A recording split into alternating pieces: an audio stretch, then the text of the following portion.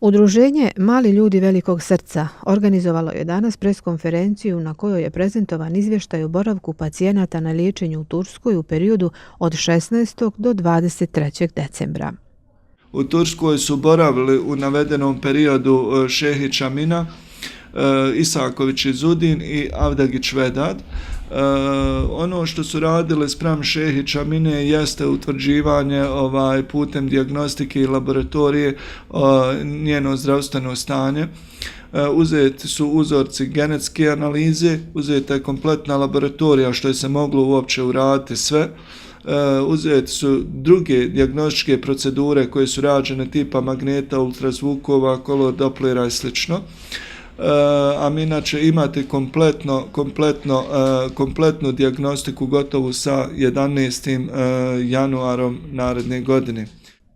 U Turskoj je boravio Isaković Izudin iz Zenice, rađena mu je operacija oka. Izudin će put Turske ponovo u februaru gdje se nastavlja liječenje i na drugom oku. Što se tiče Avdagić Vedad je boravio 3. put sa roditeljima u Istanbulu i ono što je bilo veoma teško za roditelje, tako je možda jednako teško i za nas. Vedad je radio genetsku analizu problema i time je detektovano njegovo postojeće zdravstveno stanje, ali one tegobe koje imao prethodno i koje ima danas. Stanje Avdagić Vedada je veoma teško.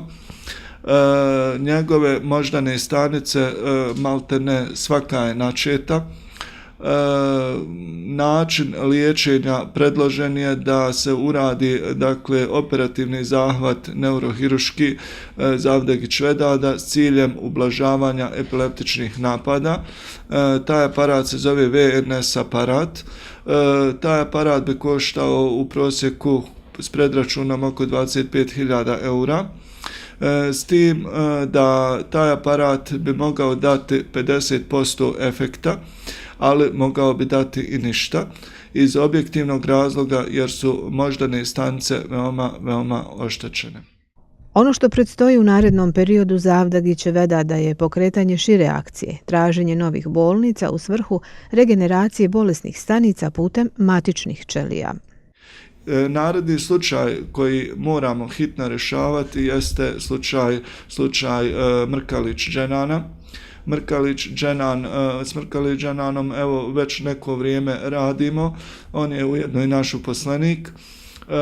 Nade su nam polagane na Zagreb i kliničku bolnicu Dubrava, međutim jučer je odgovor stigao, iako je docent Rude Žigor potvrdio da prihvata slučaj, jučer nam je mail stigao da za Mrkalić-Dženana neće moći biti rađen operativni zahvat iz objektivnog razloga jer ne mogu raditi za strane državljane. Ono što nam preostaje, što nam je odgovor stigao iz Tuzle, da mu se uradi kombinovani aparat ICD, pacemaker sa defibrilatorom kako bi se stabilizovala srčana funkcija i smanjio taj disbalans rada srca, sa cijenom od 39.083 marke i 93 feninga. U najskorije vrijeme krenut ćemo sa pomoći Mrkalić-Dženanu zajedno sa vama, dragi sugrađani i sugrađanke, Bosanci i Hercegovci, kako bi Mrkalić-Dženanu otklonili postojeće tegobe, ali ni to neće biti krajnje rješenje.